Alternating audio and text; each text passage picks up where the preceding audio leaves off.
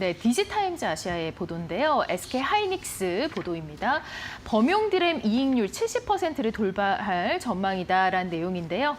관련 이슈 보도록 하겠습니다. 자, AI 수요가 몰리면서 HBM 생산에 집중을 하고 있고, 이 수요가 몰리며 공급이 부족하게 되며 가격이 급등했다라는 소식입니다. 지금 구체적으로는 SK 하이닉스 영업이익률이 70%를 돌파할 전망이라는 얘기가 나오고 있네요.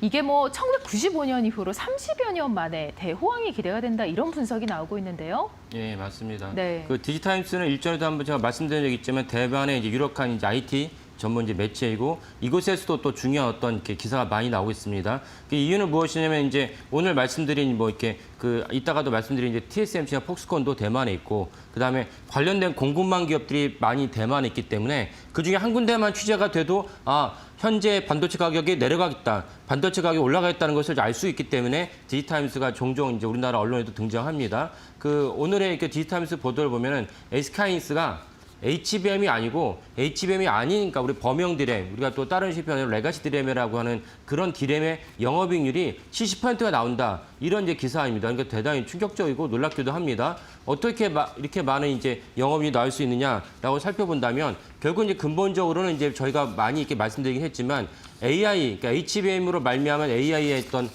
혁명이 일반 어떤 시장에도 영향을 끼치면서 예를 들면 뭐 PC라든지 또 서버도 사실은 뭐 초고속 서버, 엔비디아로 되면 초고속 서버도 있지만은 일반 서버도 있고 왜냐면 우리가 이제 실제적으로 인터넷을 할 때 원래 이제 생성형 AI 나오기 전에도 이제 인터넷 쓰지 않았습니까? 그럴 때는 이제 일반 서버인데 일반 서버에도 메모리가 들어가야 되고 이렇게 하다 보니까 점점 해당 그 부품들이 DRAM이 이제 필요한 점이 많아졌고 그래서 결국 수요가 공급을 앞지르면서 이제 결국 DRAM의 가격이 올라가고 있다. 그래서 일반 범용 DRAM조차도 내년에 SK하이닉스 영업이익률이 70% 육박할 것이다라는 이제 보도입니다. 네.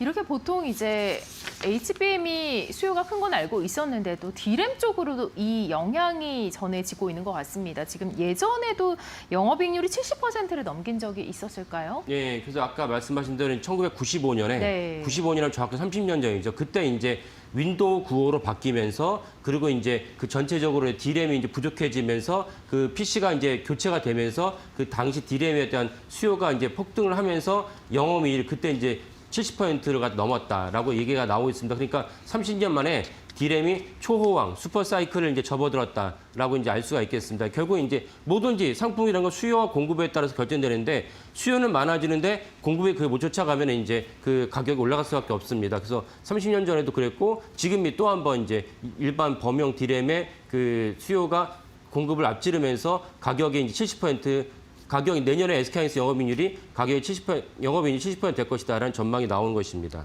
네. 뭐 호황기가 온다 이런 부분 상당히 기분 좋은 소식일 것 같은데 SK 하이닉스 입장은 어떻게 되나요? 예, SK하이닉스 이런 거 개별적 입장에 대해서 정확하게 발표하지 않습니다. 다만 이제 얼마 전에 3분기 컨퍼런스 콜이 있었는데 그때 뭐라고 얘기했냐면 사실은 이제 HBM 말고도 다른 어떤 범용 DRAM 역시 내년에 그 완판됐다.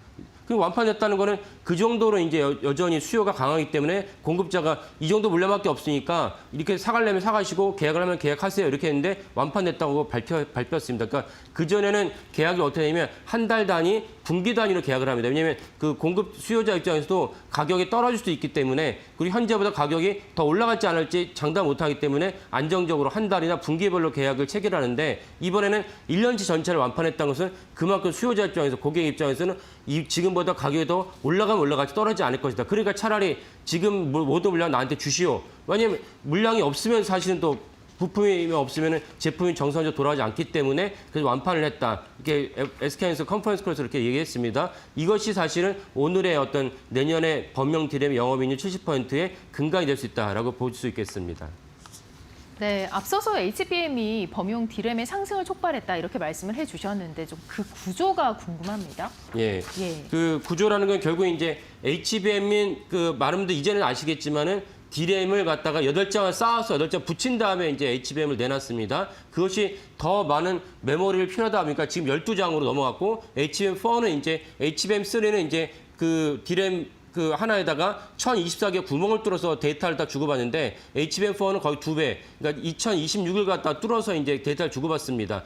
이러다 보니까 훨씬 일반 D램보다는 HBM이 공정 난이도가 높고 그만큼 부가가치 영업이 높습니다. 그러니까 SK하이닉스를 비롯한 삼성전자 역시 일반 D램에 대한 생산은 이제 줄이거나 오히려 이제 그 늘리지 않고 그 HBM 생산용 D램으로 늘렸습니다. 그러다 보니까 그 HBM은 많이 생산하려고 하는데 그 범용 D램은 생산을 갖다가 줄이거나 이제 그 정체됐습니다. 삼성전자가 엔비디아 납품을 하지 않는데 무슨 얘기냐라고 말씀하실 수도 있지만 엔비디아만 HBM을 원하는 것이 아닙니다. 우리가 다 아는 대로 AMD도 있고 그다음에 뭐 심지어 테슬라도 있고 이러다 보니까 사실은 HBM 요구하는 데 많습니다. 그러니까 모든 이제 메모리 3사는 다 가급적이면 HBM을 더 많이 공급하려고 하지 범용 D램에 대한 공급은 갖다는 수동적이고 축소하는 경향이 있습니다. 그러다 보니까 사실은 수요는 많아지는데 그 공급은 줄거나 정체됐고 이 때문에 사실은 내년에 SK하이닉스의 영업이익률이 범용 영업이익률이 70%다. 이건 너무나 충격적이고 놀랄 만한 수치입니다.